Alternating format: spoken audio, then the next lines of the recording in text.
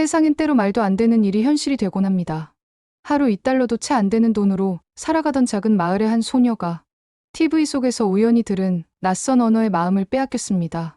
그 언어는 한국어였고 그 순간은 그저 지나가는 취미처럼 보였지만 그 선택은 그녀의 인생, 아니 온 가족의 운명을 바꿔놓았습니다. 가족의 반대에도 포기하지 않았고 밤마다 독학으로 익힌 말 한마디가 믿기 힘든 기회를 불러왔습니다. 한국 땅을 밟은 그날부터 그녀가 겪은 일들은 그 어떤 드라마보다 더 놀라웠고 더 감동적이었습니다. 그리고 마침내 그 낯선 나라에서 가족 모두가 다시 살아갈 수 있는 삶을 시작하게 됩니다. 과연 그녀에겐 어떤 기적 같은 일이 벌어진 걸까요? 그 전에 구독과 좋아요를 눌러주시면 영상 제작에 큰 힘이 됩니다. 저희 가족이 살던 튀르키예 산간 마을에서는 한국이라는 나라가 정말 멀고도 낯선 곳이었습니다. 17살이던 저는 우연히 인터넷에서 K-팝 뮤직비디오를 보게 되었고 그 순간부터 제 인생이 완전히 바뀌기 시작했죠. 화려한 의상과 춤, 그리고 무엇보다 그들이 내뱉는 한국어 가사가 저를 사로잡았습니다. 처음엔 단순한 호기심이었어요. 드라마를 찾아보며 자막 없이도 이해하고 싶다는 마음이 들었거든요. 밤늦게 혼자 방에서 드라마 속 배우들의 말투와 억양을 따라하며 한국어를 독학하기 시작했습니다. 안녕하세요, 고마워요, 사랑해요 같은 간단한 표현부터 시작해서 점점 더 복잡한 문장들을 익혀나갔어요. 매일 밤 컴퓨터 앞에 앉아서 몇 시간씩 한국어 영상을 보고 따라 읽었죠. 때로는 발음이 어려워서 입이 아플 정도로 연습했습니다. 그런데도 포기할 수 없었어요. 한국어를 배우는 시간만큼은 정말 행복했거든요. 하지만 가족들의 반응은 냉담했습니다. 어머니는 제가 한국어 공부하는 모습을 보시면서 그런 걸 배워서 뭐 하려고 그러냐며 한숨을 쉬셨죠. 아버지도 마찬가지였어요. 러시아어나 영어를 더 배우는 게 나을 텐데라며 고개를 저으셨습니다. 심지어 어머니는 화가 나셔서 제 책상을 걷어차시기도 했어요. 돈도 안 되는 쓸데없는 짓 그만해라 라고 소리치시면서 말이죠. 그 순간 제 마음은 정말 아팠습니다. 오빠도 저를 이해하지 못했습니다. 엘리프 정신 차려. 그런 취미로는 먹고 살 수 없다고 핀잔을 주었죠. 주변 사람들도 마찬가지였어요. 친구들은 저를 보며 또 그 이상한 나라 말 공부하냐며 비웃었습니다. 마을 사람들조차 저를 바라보는 시선이 곱지 않았어요. 모든 사람이 제 꿈을 이해하지 못했고 저조차도 때로는 이게 정말 의미 있는 일인지 의심스러웠습니다. 그래도 저는 포기할 수 없었습니다. 드라마 속 주인공들의 감정을 이해하게 되고 K-팝 가사의 의미를 깨달을 때마다 가슴이 뛰었거든요. 한국어 문법의 규칙을 하나씩 이해해 나갈 때의 성취감은 무엇과도 바꿀 수 없었어요. 밤마다 혼자 책상에 앉아 한국어 교재를 펼치고 단어장을 만들어가며 공부했습니다. 가족들이 반대해도 친구들이 비웃어도 저는 계속해서 한국어 공부를 이어갔어요. 그때만 해도 이 선택이 저희 가족 전체의 운명을 바꿀 거라고는 상상도 못했습니다. 대학에 입학한 후 저에게는 인생을 바꿀 기회가 찾아왔습니다. 학교 게시판에서 우연히 본 구인 공고가 바로 그것이었죠. 한 관광회사에서 한국어 가능자를 찾고 있다는 내용이었어요. 한국 관광객들을 대상으로 하는 가이드 업무였는데 당시 튀르키예를 방문하는 한국인 관광객이 늘어나고 있던 시기였습니다. 심장이 두근거렸습니다. 그동안 가족들에게 무시당했던 제 한국어 실력을 증명할 기회가 온 것 같았거든요. 하지만 동시에 두려움도 컸어요. 과연 독학으로 익힌 한국어로 실제 한국 사람들과 대화할 수 있을까 하는 걱정이 머릿속을 맴돌았죠. 책과 영상으로만 배운 한국어가 실전에서 통할지 확신이 서지 않았습니다. 그래도 도전해보기로 했어요. 떨리는 마음으로 면접에 지원했고 며칠 후 면접 날짜가 잡혔다는 연락을 받았습니다. 면접 당일 저는 한국어로 자기소개를 준비했습니다. 안녕하세요. 저는 엘리프입니다. 한국 문화를 정말 사랑하고 한국어 공부를 3년 동안 해왔습니다. 라는 문장을 수없이 연습했죠. 거울 앞에서 발음과 억양을 점검하고 예상 질문들에 대한 답변도 미리 준비했어요. 목소리가 떨렸지만 최선을 다해 또박또박 말했습니다. 면접관들이 놀라는 표정을 지었어요. 튀르키예 현지인이 이 정도로 한국어를 구사할 줄은 몰랐다는 반응이었거든요. 질문도 이어졌습니다. 한국어를 어떻게 배웠는지, 한국 문화에 대해 얼마나 알고 있는지, 관광 가이드로서 어떤 일을 할 수 있는지에 대한 구체적인 질문들이었어요. 저는 드라마와 K-팝으로 시작해서 독학으로 한국어를 익혔다고 솔직하게 말했습니다. 한국의 역사와 전통 문화, 현대 문화까지 공부했다고 덧붙였죠. 면접관들은 제 열정에 감탄하는 듯 했습니다. 그리고 놀랍게도 합격 통지를 받았습니다. 첫 월급은 300만 원, 튀르키예 돈으로는 8천 리라가 넘는 금액이었어요. 이는 일반적인 대학생 아르바이트비의 몇 배에 달하는 수준이었죠. 급여 명세서를 들고 집에 돌아왔을 때 가족들의 반응은 충격 그 자체였습니다. 어머니는 급여 명세서를 보시더니 말문이 막히셨어요. 이게 정말이냐고 하시며 몇 번이나 확인하셨죠. 아버지도 마찬가지였고 오빠는 눈을 동그랗게 뜨고 저를 바라봤습니다. 그동안 쓸데없는 짓이라며 반대하시던 어머니가 처음으로 우리 딸이 대단하다고 말씀하셨어요. 그날 밤 저희 가족은 오랜만에 축하 파티를 열었습니다. 오빠도 저를 다시 보기 시작했어요. 엘리프, 미안해. 내가 옳았구나라며 진심으로 사과했죠. 동네 사람들의 시선도 달라졌습니다. 예전에는 이상한 취미라고 여겼던 한국어가 이제는 엄청난 특기가 된 거예요. 이때부터 가족 내에서 한국어와 제 결정에 대한 시각이 완전히 바뀌었습니다. 관광 가이드 일을 하며 번 돈으로 저는 워킹홀리데이 비자를 신청했습니다. 한국에서 직접 살아보고 싶다는 꿈이 현실이 되는 순간이었죠. 비자 승인 통지를 받았을 때의 기쁨은 말로 표현할 수 없었어요. 드디어 그토록 동경하던 한국 땅을 밟을 수 있게 된 거니까요. 출발 전날 밤에는 설렘과 긴장 때문에 잠을 제대로 이루지 못했습니다. 인천공항에 도착했을 때의 감정은 지금도 생생해요. 비행기에서 내려 공항 건물로 걸어가는 동안 온몸이 떨렸습니다.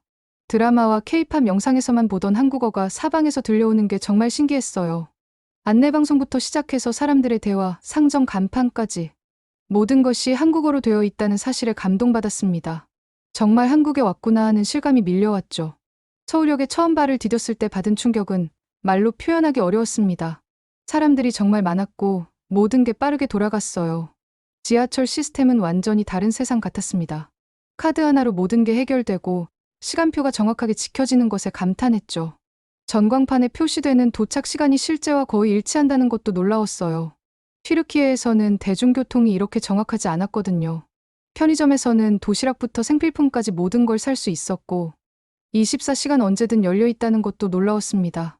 첫날 밤 배가 고파서 편의점에 갔는데 새벽 2시임에도 불구하고 문이 열려 있더라고요. 그것도 직원이 친절하게 응대해주면서 말이에요. 도시락 종류도 엄청나게 다양했어요.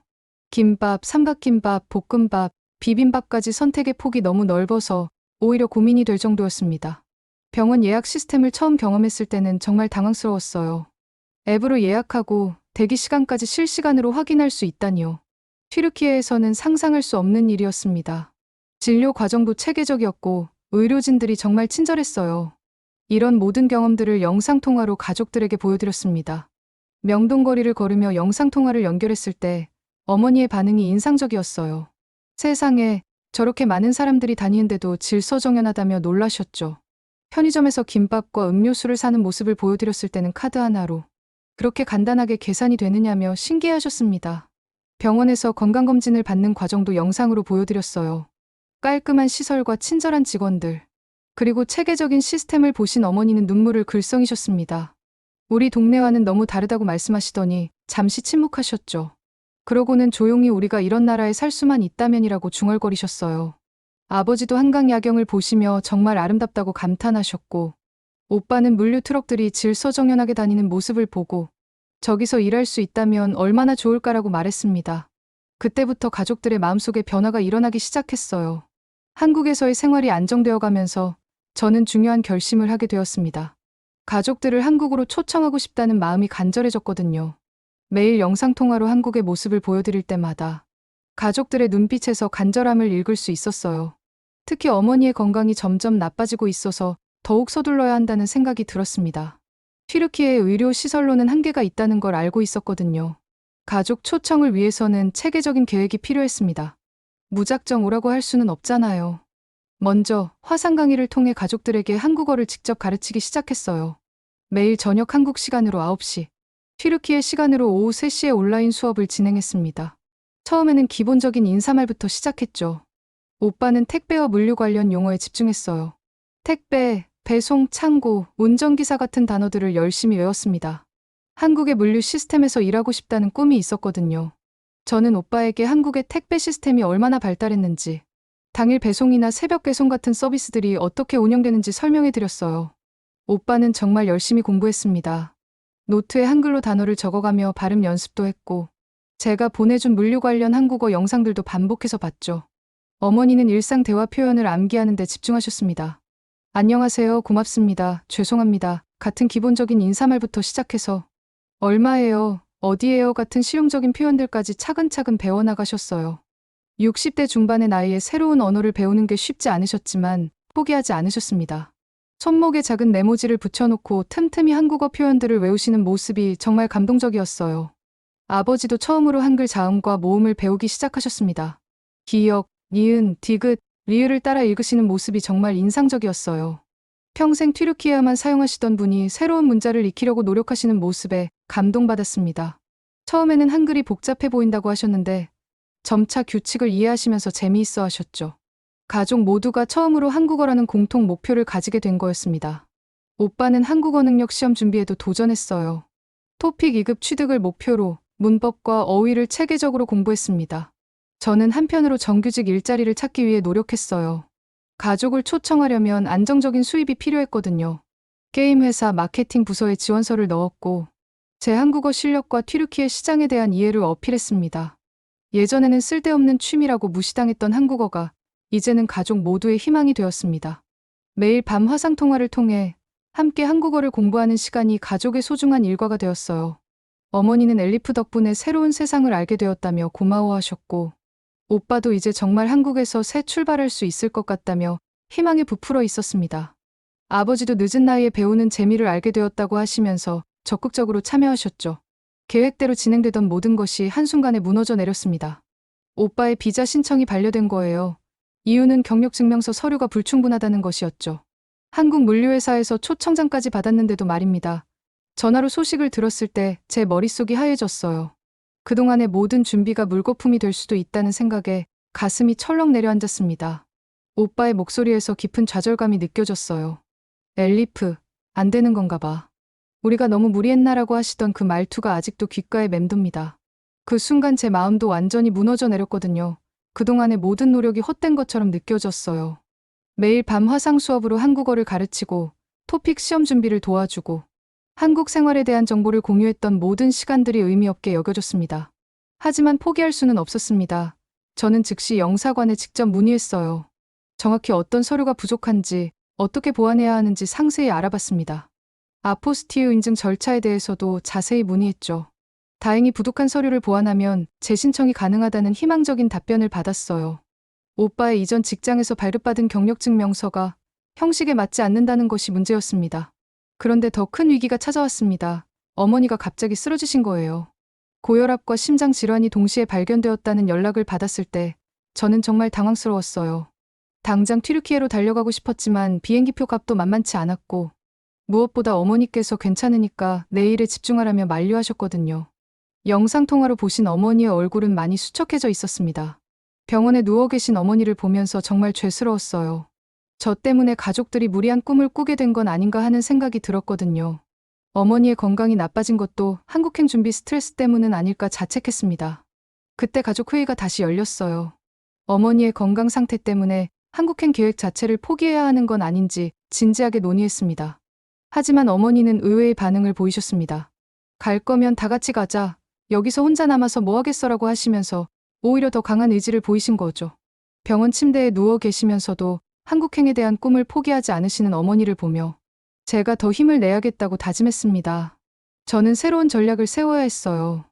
의료관광 비자, 동반 비자, 취업 비자 등 세 갈래 전략을 동시에 진행하기로 했습니다. 어머니는 한국에서 치료받으면서 의료관광 비자로, 아버지는 동반 비자로, 오빠는 서류를 보완해서 취업 비자로 입국하는 계획이었어요. 각각 다른 루트로 접근해서 성공 확률을 높이자는 작전이었죠. 하지만 혼자서는 모든 걸 감당하기 어려웠습니다. 혼자 이끌 수 없다는 생각이 들었어요. 그때부터 교민분들과 회사 동료들에게 도움을 요청하기 시작했습니다. 한국에 먼저 정착한 튀르키예 교민분이 비자 절차에 대해 상세히 알려주셨고 회사 동료들도 의료보험 정보를 제공해줬어요.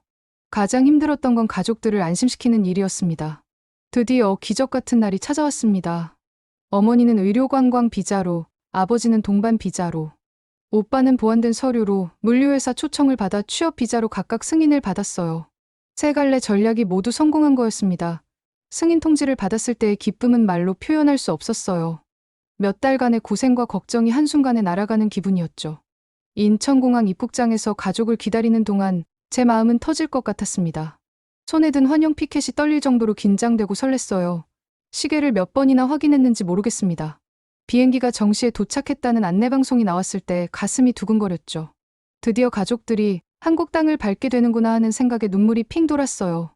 입국장 문이 열리고 어머니가 휠체어를 타고 나오시는 모습을 봤을 때 눈물이 쏟아졌습니다. 긴 비행으로 지치셨을 텐데도 제게 손을 흔들어 주시는 어머니의 모습이 너무 고마웠어요. 병원에서 퇴원하신 지 얼마 안 되셨는데도 한국행을 포기하지 않으셨거든요. 아버지와 오빠도 연달아 나오셨고 저희는 입국장에서 한참 동안 껴안고 울었습니다. 주변 사람들이 쳐다봐도 상관없었어요. 몇 년 만에 재회였고 무엇보다 꿈에 그리던 한국에서의 만남이었거든요. 엘리프야, 정말 왔구나. 꿈 봤다고 하시며 어머니가 제 손을 꼭 잡으셨어요. 오빠도 와, 정말 한국이네. 공항부터가 다르다며 신기해했습니다. 아버지는 말없이 제 어깨를 토닥이시며 고생 많았다고 속삭여 주셨죠. 미리 준비해둔 작은 게스트하우스로 향하는 길에서 가족들은 계속해서 감탄사를 연발했습니다. 공항철도의 깔끔함과 속도에 놀라셨고 지하철역의 규모에도 감탄하셨어요. 에스컬레이터를 처음 타보시는 아버지의 조심스러운 모습이 귀여웠습니다. 무엇보다 모든 안내문이 한글로 되어 있다는 사실에 놀라워하셨어요. 진짜 한국어 나라구나라며 어머니가 웃으셨죠. 게스트하우스에 도착해서 처음으로 편의점을 방문했을 때의 일은 잊을 수 없습니다. 어머니는 도시락도 카드 한 장으로 계산되다니라며 신기해하셨고 24시간 언제든 문이 열려 있다는 사실에 더욱 놀라셨어요. 오빠는 편의점 음식의 종류가 이렇게 다양한 줄 몰랐다며 이것저것 골라보고 있었습니다. 삼각김밥, 도시락, 컵라면까지 하나하나 신기해하시는 모습이 정말 귀여웠어요. 지하철을 처음 타보시는 부모님의 반응도 인상적이었습니다. 정시에 도착하는 전철 깨끗한 차내, 그리고 모든 사람이 질서를 지키는 모습에 감탄하셨죠. 아버지는 정말 선진국이구나라고 중얼거리셨고 어머니는 사람들이 참 친절하다며 만족해하셨어요. 지하철 노선도를 보시며 이렇게 복잡한 걸 어떻게 다 외우냐고 물어보시기도 했습니다. 그날 저녁 한강 야경을 보러 갔을 때가 가장 감동적이었어요. 반포대교 분수쇼를 보시며 어머니는 세상에 이런 곳이 있다니라며 눈물을 흘리셨습니다. 물과 음악이 어우러진 장관을 보시면서 정말 아름답다고 반복해서 말씀하셨어요. 김치찌개를 처음 맛보신 아버지는 맵지만 맛있다며 엄지를 치켜 세우셨고 오빠는 여기서 정말 살 수 있을까라며 꿈봤다는 표정을 지었습니다. 그 순간 저는 확신했어요. 이 모든 고생이 헛되지 않았다는 것을 말이죠. 한국에서의 첫 몇 달은 정말 빠르게 지나갔습니다. 어머니는 주 2회씩 병원에 다니시며 통원 치료를 받으셨어요.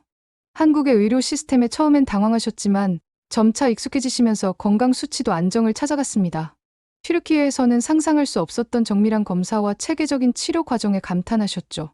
여기 의사들은 정말 친절하다며 만족해하셨고 예약 시스템과 체계적인 검진 과정에 놀라워하셨어요. 무엇보다 놀라우셨던 건 의료진들이 환자의 이야기를 끝까지 들어준다는 점이었습니다. 통역 앱을 사용해가며 소통하시는데도 의사 선생님들이 인내심을 갖고 설명해 주셨거든요. 혈압약도 튀르키예에서 복용하시던 것보다 훨씬 효과가 좋았고 부작용도 적었다고 하셨습니다. 몇 개월 후 검사 결과를 보시고는 정말 기뻐하셨어요. 오빠는 물류회사에서 열심히 일했습니다. 처음엔 언어 장벽 때문에 힘들어했지만 현장에서 배우는 한국어 실력이 놀라울 정도로 빨리 늘었어요. 트럭 운전하면서 전국을 다녀보니 한국이 정말 잘 정비된 나라라는 걸 알겠다며 감탄했죠.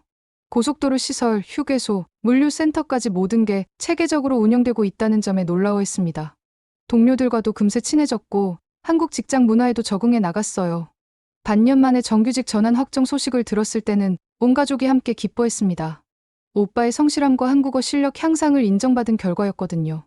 회사에서도 외국인 직원 중에서 가장 빨리 적응한 케이스라며 칭찬해 주셨다고 했어요. 이제 안정적인 수입이 생기면서 가족의 한국 정착 기반이 더욱 튼튼해졌습니다. 아버지는 동네 어르신들과 금세 친해지셨습니다. 근처 공원에서 산책하시고 주말엔 등산 모임에도 참여하셨어요. 언어는 서툴러도 마음은 통한다며 웃으셨죠. 한국 어르신들이 아버지를 터키 아저씨라고 부르며 반겨주시는 모습이 정말 훈훈했어요. 간단한 한국어도 배우셨고 동네 분들이 터키 문화에 대해 궁금해하시면 열심히 설명해드리기도 하셨습니다. 저는 게임 회사에서 마케팅 팀장으로 승진했습니다. CIS 지역 총괄을 맡게 되면서 제 한국어 실력과 문화적 배경이 큰 도움이 되었어요. 엘리프 덕분에 터키 시장 진출이 가능해졌다는 상사의 말을 들었을 때 정말 뿌듯했습니다. 한국어로 시작한 여정이 이렇게 제 커리어에도 큰 도움이 될 줄은 몰랐거든요. 가족 모두가 한국 생활에 적응해 나가는 모습을 보며 여기가 진짜 우리 집이야라는 실감이 들었습니다. 온돌 바닥의 따뜻함에 감탄하시는 어머니, 김치를 직접 담그시려고 노력하시는 모습, 편의점 도시락을 한국의 맛이라며 즐겨 드시는 아버지의 모습이 일상이 되었어요. 처음엔 매운맛을 못 드시던 분들이 이제는 김치찌개를 직접 끓여 드실 정도로 한국 음식에 익숙해지셨습니다. 주민센터에서 진행하는 한국어 수업에도 온 가족이 함께 참여했어요. 어머니는 60이 넘어서 학교 다니는 기분이라며 즐거워하셨고, 아버지는 평생 배움에는 끝이 없다며 열심히 노트를 적으셨습니다. 오빠는 토픽 3급에 도전하겠다며 의욕을 보였죠. 가장 기억에 남는 건 첫 겨울이었어요. 눈이 내리는 날, 온 가족이 함께 창덕궁을 구경하러 갔을 때였습니다. 하얀 눈에 덮인 한옥의 아름다움을 보시며 어머니는 정말 아름다운 나라에 왔구나라고 감탄하셨어요. 한국에서의 생활이 2년째 접어들면서 저희 가족에게는 중요한 결정의 시간이 찾아왔습니다. 어느 일요일 아침, 한강공원에서 가족 피크닉을 즐기던 중 아버지가 조심스럽게 꺼낸 제안이 모든 것의 시작이었어요. 우리 시민권 신청해보는 게 어떨까라는 그 한마디에 모든 가족이 조용해졌습니다. 잠시 침묵이 흐른 후 저희는 각자의 마음을 차례로 털어놓기 시작했죠. 어머니는 잠시 생각에 잠기시더니 이젠 나도 시장에서 혼자 장을 본다며 웃으셨습니다. 처음 한국에 오셨을 때는 한글 간판조차 읽지 못하셨던 분이 이제는 마트에서 물건값을 흥정하시고 동네 아주머니들과 수다를 떨 정도로 한국어가 늘어나셨거든요. 병원 예약도 혼자서 하시고 지하철을 타고 서울 곳곳을 다니시는 모습을 보면 정말 대단하다는 생각이 들었어요. 여기가 이제 진짜 우리 집 같다는 말씀에 모두가 공감했습니다. 오빠도 동의했습니다. 트럭 몰며 전국을 다녀보니 정말 살기 좋은 나라야. 일도 체계적이고 사람들도 열심히 살고 있다고 하더라고요. 물류회사에서 인정받으며 팀장으로 승진한 오빠는 이제 완전히 한국 사회의 일원이 된 기분이라고 했습니다. 동료들과의 회식 자리에서도 자연스럽게 어울리고 한국의 직장 문화에도 익숙해졌다고 했어요. 특히 한국의 물류 시스템과 근무 환경이 정말 선진적이라며 감탄을 표했습니다. 저 역시 한국이 제 진짜 고향이라는 생각이 들었어요. 회사에서도 인정받고 있고 한국어로 꿈을 꾸는 날이 많아졌거든요. 무엇보다 이 땅에서 가족과 함께 새로운 미래를 그려나가고 있다는 것이 행복했습니다. 게임 회사에서 CIS 지역 총괄을 맡으면서 한국과 터키를 잇는 다리 역할을 하고 있다는 자부심도 컸죠. 제가 배운 한국어가 단순히 개인의 성취를 넘어 양국 간 비즈니스에도 기여하고 있다는 게 뿌듯했어요. 시민권 신청 과정은 생각보다 복잡했지만 가족 모두가 함께 준비하니 어렵지 않았습니다. 한국어 능력 시험, 사회통합 프로그램, 면접까지 차근차근 준비해 나갔어요. 특히 한국 역사와 문화에 대해 공부하면서 이 나라를 더 깊이 이해하게 되었습니다. 고구려, 백제, 신라의 삼국시대부터 현대사까지 한국의 5,000년 역사를 배우는 과정이 정말 흥미로웠어요. 어머니와 아버지도 열심히 공부하셨고 오빠는 한국의 경제 발전사에 특히 관심을 보였습니다. 그해 가을, 마침내 한국 시민권을 취득했습니다. 시청에서 시민권 증서를 받던 순간의 감동은 평생 잊을 수 없어요.